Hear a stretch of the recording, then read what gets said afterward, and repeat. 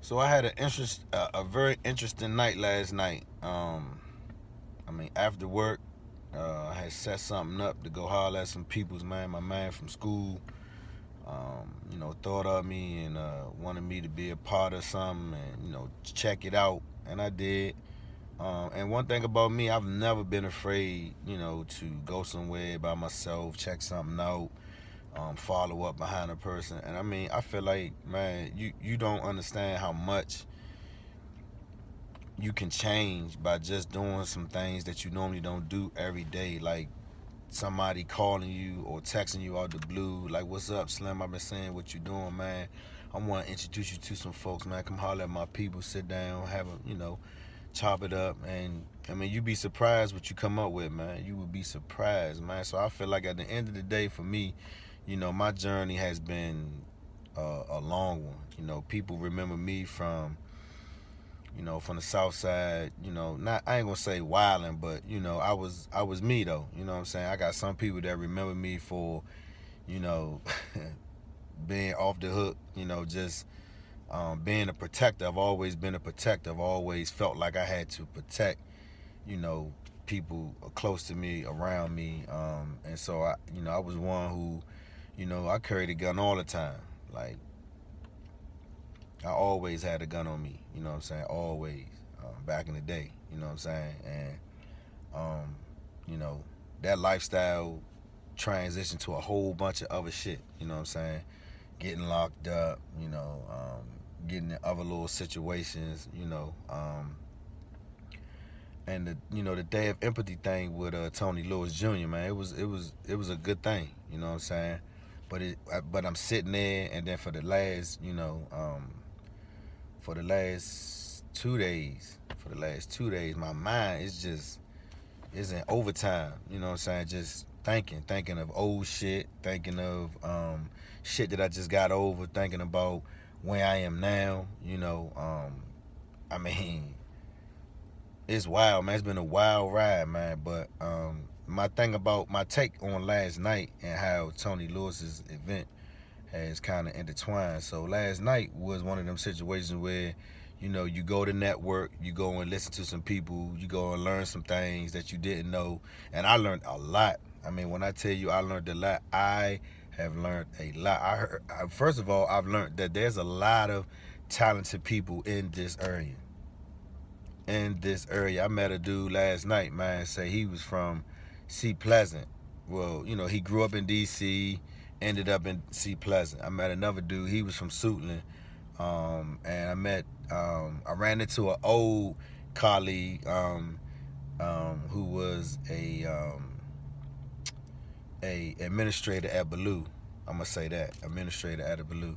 And she saw me, she was shocked. She was like, "Boy." I was like, "Hey, what's up?" So it's always good to meet people, see people that you haven't seen in a while, and kind of see what they doing. They kind of see what you doing, and network, right?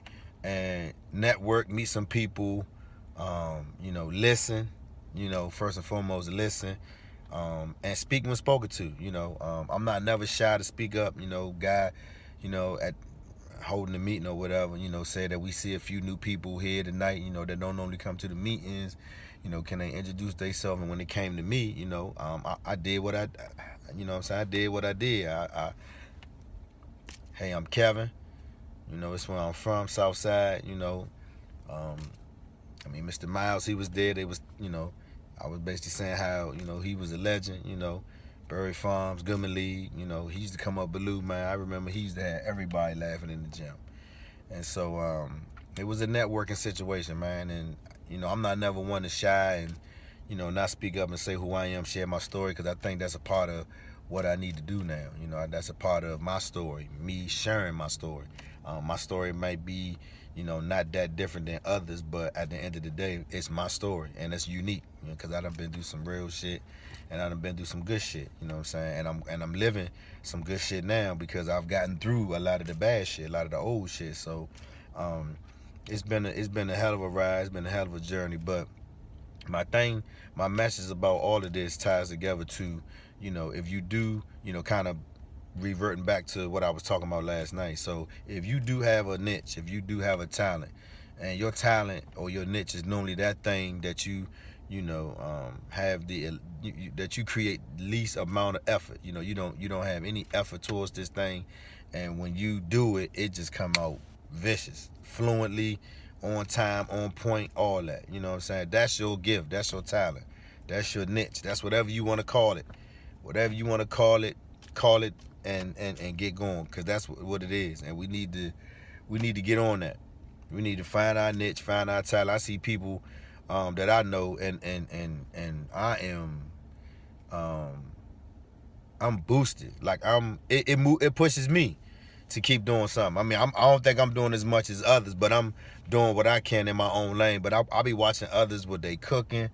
I got friends who chefs. I got people out there in the financial industry. I got people in real estate. People in construction, remodeling. I mean, handymen who do shit. I mean, it's just so many. I mean, police officers, lawyers. I mean, of course, federal workers. It's so many people that we connected to, man. You know what I mean? And we could be making so many moves if we was talking about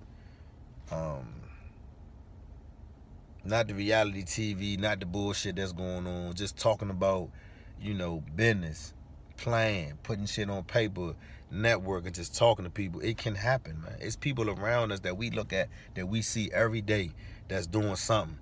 And I'm saying, if that's, that person, and you want to do something like them, you gotta go hang around them. You gotta go hang around people with that mindset. You gotta go, chill in places that, people ain't talk about sports. People ain't talk about, the next thing that was on TV. People talking about,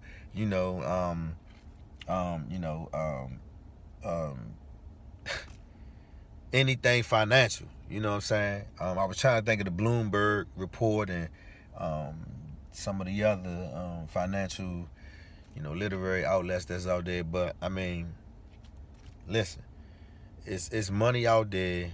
You gotta attract the right people and push yourself. You know what I'm saying? Get outside of that circle. Bust that box wide open and do something that you would normally not do. You know what I'm saying? Talking to people that you normally wouldn't talk to. Listening to some people that you normally wouldn't listen. You be surprised what you learn, man, and you be surprised how, how different people are, but how the same they are too. You know what I'm saying?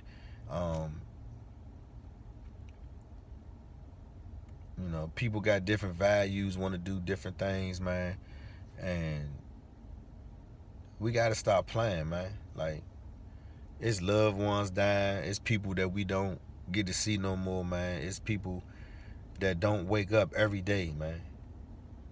Like, they not gonna wake up again.